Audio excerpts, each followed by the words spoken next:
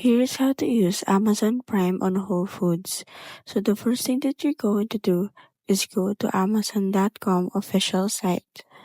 Once you're already on the official site, what you need to do is go ahead and click on the cart button that you can see at the upper right. Once you click on the cart button, you will be redirected on the page where you will see the collections. Click on Whole Foods Code. After clicking for Whole Foods Code, you will be redirected on this page where you will see there the Whole Foods Market.